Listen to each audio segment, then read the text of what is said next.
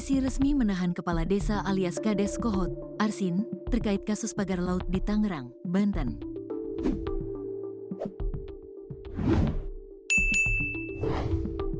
Kades Kohot, Arsin, diduga melakukan pemalsuan sertifikat hak guna bangunan, SHGB, pagar laut di Tangerang, Banten.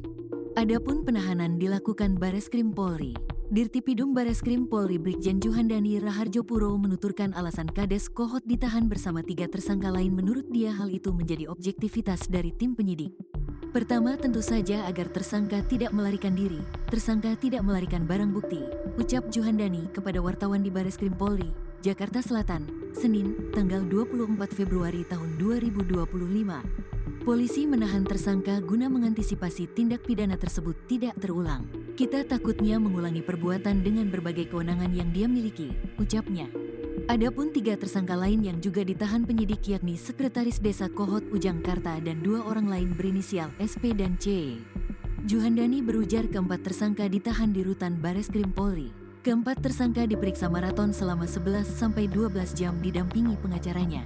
Para tersangka menghadiri panggilan kami sekitar jam 12.30 waktu Indonesia Barat sampai pukul 20.30 waktu Indonesia Barat. Setelah itu kami beserta unit melaksanakan gelar internal, ungkapnya. Penyidik akan melengkapi berkas perkara yang nantinya akan dikoordinasikan dengan Jaksa Penuntut Umum, JPU. Kami terus kembangkan keterkaitan penanganan perkara lebih lanjut sampai tuntas. Semoga berkas segera P21, tukasnya. Kades Kohot Arsin diperiksa penyidik Bareskrim Polri sejak siang tadi. Arsin tiba di gedung Bareskrim Polri Jakarta pada Senin, tanggal 24 Februari tahun 2025, pukul 13:09 waktu Indonesia Barat.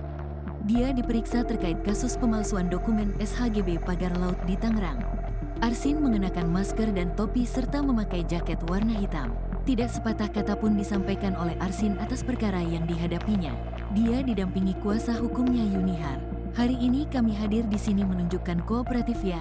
Kami kooperatif, kita ikuti aturan dan mekanisme yang ada, ucap Yunihar kepada wartawan. Ditipidum Bareskrim Polri sebelumnya menetapkan 4 orang sebagai tersangka dalam kasus dugaan pemalsuan dokumen SHGB dan SHM di kasus pagar laut Tangerang. Keempat tersangka itu yakni diantaranya Kepala Desa Kohot Arsin, Sekretaris Desa Kohot Ujangkarta, dan 2 orang lain berinisial SP dan CE. SP selaku penerima kuasa, dan CE penerima kuasa. Adapun penetapan tersangka ini setelah penyidik melakukan gelar perkara usai memintai sejumlah keterangan saksi dan menyita barang bukti dalam proses penyidikan. 4 tersangka ini kaitannya masalah terkait pemalsuan, di mana pemalsuan beberapa surat dokumen untuk permohonan hak atas tanah.